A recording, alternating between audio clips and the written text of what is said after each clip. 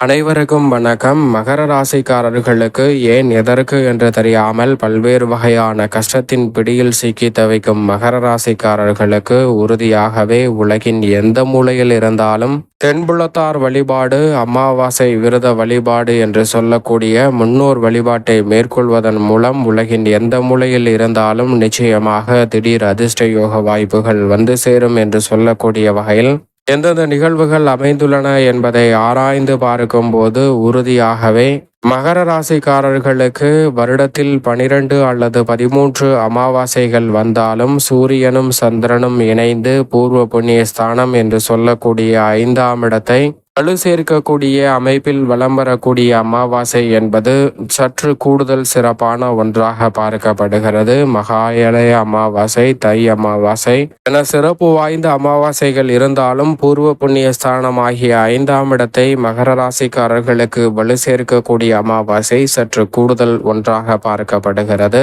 ஏனென்றால் பிதுர்காரகன் என்று சொல்லக்கூடிய சூரியன் 5இல் இருக்கும்போது அங்கு மாதுர்காரகன் என்று சொல்லக்கூடிய சந்திரன் உச்சம் பெற்ற அமைப்பில் வலம் வருவதால் மிக பெரிய அளவிலான மாற்றம் இந்த தென்புலத்தார் வழிபாடு என்று சொல்லக்கூடிய முன்னோர் வழிபாட்டை மேற்கொள்வதால் உறுதியாகவே மகர ராசிக்காரர்களுடைய வாழ்வில் நிச்சயமாக கிடைக்கும்.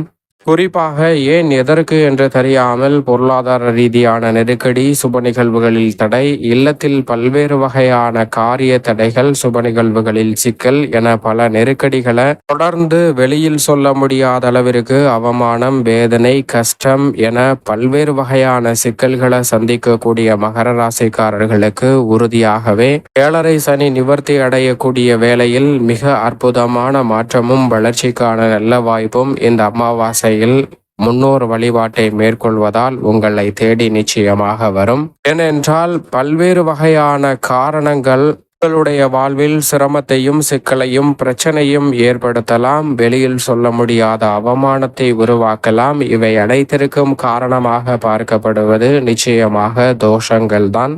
இந்த தோஷங்களில் மிக முக்கியமான ஒன்றாக பார்க்கப்படுவது இந்த பித்ரு தோஷம், பித்ரு கர்மா. அவற்றை நிவர்த்தி செய்வதால் பல்வேறு வகையான சிரமங்கள் தங்களுடைய வாழ்வில் உறுதியாகவே விலகுவதற்கான நல்ல வாய்ப்பும் சந்தர்ப்பமும் கிடைக்கும். எனவேதான் அமாவாசை விரத வழிபாட்டை மேற்கொள்வதால் ஏன் எதற்கு என்று தெரியாத பல சிக்கல்கள் நிச்சயமாக தங்களுடைய வாழ்வில் இருந்து விலகி முன்னேற்றத்தை நிறைவாக சந்திப்பதற்கான வாய்ப்பை நிச்சயமாக மகர ராசிக்காரர்களுக்கு உருவாக்கி கொடுக்கும். இந்த வேளையில் மற்ற கிரகநிலைகளின் அமைப்பு எப்படி இருக்கிறது என்று பார்க்கும்போது பூர்வ புண்ணிய ஸ்தானம் ஆகிய 5இல் சூரியன் சந்திரன் இணைந்திருக்கும் போது அவர்களுடன் இணைந்திருக்கிறார் வித்யாகாரகரான புதன். 3 கிரகநிலைகள் பூர்வ புண்ணிய ஸ்தானத்தை வலு சேர்க்கக்கூடிய இந்த தருணம் என்பது சற்று கூடுதல் சிறப்பான ஒரு தருணமாக நிச்சயமாக அமைகிறது என்பதில் சந்தேகமே இல்லை. அதோடு மட்டுமல்லாது குரு பகவான் ருணரோக சத்துருஸ்தானம் ஆகிய 6இல் இருக்கிறார். ருணரோக சத்துருஸ்தானத்தை குரு வலு சேர்க்கக்கூடிய இந்த வேளையில் திருக்கணிதத்தின்படி தைரிய ஸ்தானத்திற்குள் நுழைந்து விட்டாருங்க ராசியின் அதிபதியான சனி. ஆனால் வாக்கியத்தின்படி 2இல் தான் ஆட்சி பலம் பெற்றிருக்கிறார். அவருடன் இணைந்து ராகுவும் பலம் பெறுகிறாருங்க. ராசியின் அதிபதி எதிர்பாராத மாற்றத்தை உறுதியாகவே இந்த வேளையில் ஏற்படுத்தி கொடுப்பார். அதே சமயம் மோட்சக்காரகரான கேது அஷ்டமத்தில் இருப்பதால் சற்று கூடுதல் கவனத்துடனும் விழிப்புணர்வுடனும் செயல்படுவது பல சிரமங்களையும் நெருக்கடிகளையும் தங்களுடைய வாழ்வில் இருந்து உறுதியாகவே விலக்கும். ராசியின் உச்ச அதிபதியாக இருக்கக்கூடிய செவ்வாயை பொறுத்த வரைக்கும் சப்தமஸ்தானம் என்று சொல்லக்கூடிய 7இல் இருக்கிறார். எனவே எதிர்பாராமல் திடீர் பல வாய்ப்புகள் உங்களை தேடி வருவதற்கான நல்ல சந்தர்ப்பம் இந்த தருணத்தில் நிச்சயம் உண்டு. ராசியின் அதிபதியான சனிக்கு நட்பு கிரகமாக இருக்கக்கூடிய சுக்கிரன் உச்சம் பெற்று தைரியஸ்தானமாகிய 3இல் திருக்கணிதத்தின்படி சனியுடன் இணைந்தும் வலம் வருகிறார். எனவே நீங்கள் எதிர்பார்க்கக்கூடிய பல்வேறு வகையான வெற்றி வாய்ப்புகளும் சந்தர்ப்பங்களும் உறுதியாக இந்த தருணத்தில் தடைதாமதம் இல்லாமல் மகர ராசிக்காரர்களை எளிதில் வந்து சேருவதற்கான முதன்மையான யோகமும் உள்ளது என்பதில் திட்டவட்டமாக சந்தேகமே இல்லை என்பதை எடுத்து காட்டுகிறது. இப்படி நவ கிரகநிலைகளின் அமைப்பும் இருந்தாலும் கூட தென்புலத்தார் வழிபாடு என்று சொல்லக்கூடிய முன்னோர் வழிபாட்டை மேற்கொள்வதால் பல்வேறு வகையான சிரமங்கள் தங்களுடைய வாழ்வில் நிச்சயமாக மகர ராசிக்காரர்களுக்கு விலகி நல்ல முன்னேற்றமும் வளர்ச்சியும் நிறைவாக கிடைப்பதற்கான சந்தர்ப்பம் நிச்சயமாக உருவாகும்.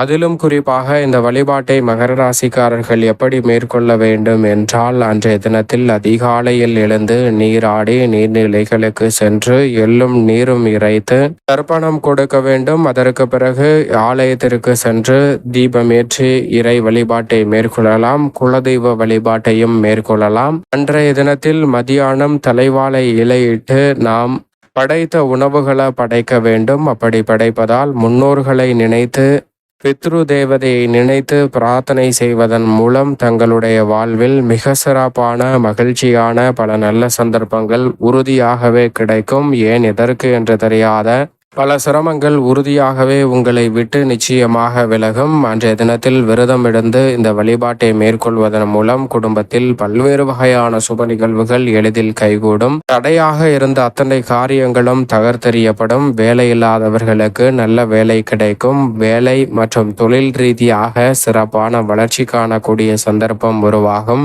குடும்பத்தில் நீங்கள் நினைப்பதை காட்டிலும் ஒற்றுமை சற்று கூடுதலாக அதிகரிக்கும். தம்பதிகளுக்கிடையே இருக்கக்கூடிய கருத்து வேறுபாடுகள் நீங்கி ஒற்றுமை பிறக்குங்க. புதிய வீடு, நிலம், வாகனம் வாங்கக்கூடிய முயற்சியில் வெற்றி கிடைக்கும்.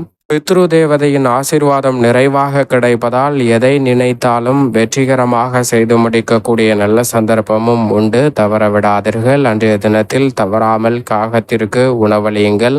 மேலும் அன்றைய தினத்தில் அன்னதானம் செய்வது மகத்தான புண்ணியங்களை தங்களுடைய வாழ்வில் நிச்சயமாக அள்ளி கொடுக்கும். என்னால் அன்றைய தினத்தில் முன்னோர் வழிபாட்டை மேற்கொள்ள முடியவில்லை. ஆனால் அன்றைய தினத்தில் நான் அன்னதானம் செய்கிறேன் என்றால் உறுதியாகவே அன்னதானம் என்பது புண்ணியங்களை நிறைவாக அள்ளி கொடுக்கும். ஏனென்றால் தானத்தில் சிறந்ததாக பார்க்கப்படுகிறது அன்னதானம். அதன் மூலமாக மகத்தான புண்ணியங்கள் தங்களுடைய வாழ்வில் நிச்சயம் வந்து சேரும். ஆனால் பித்ரு கர்மா முற்றிலுமாக நீங்கியதா என்றால் மகர ராசிக்காரர்களுக்கு சற்று கேள்விக்குறிதான். எனவே முன்னோர் வழிபாடு, தென்புலத்தார் வழிபாடு என்று சொல்லக்கூடிய முன்னோர் வழிபாட்டுடன் சேர்த்து அன்னதானத்தையும் மேற்கொள்வதால் ரெட்டிப்பு நன்மை தங்களுடைய வாழ்வில் உறுதியாகவே வந்து சேரும் என்பதில் சந்தேகமே இல்லை என்பதை திட்டவட்டமாக எடுத்து காட்டுகின்றன கிரகநிலைகள். அதோடு மட்டுமல்லாது யார் இந்த வழிபாட்டை மேற்கொள்ளலாம் என்றால், தாய் தந்தை இல்லாத நபர்கள் மேற்கொள்ளலாம். சகோதரர் இருக்கும் போது பெண்கள் மேற்கொள்ளக்கூடாது. கணவர் இருக்கும் போதும் நிச்சயமாக மேற்கொள்ளக்கூடாது.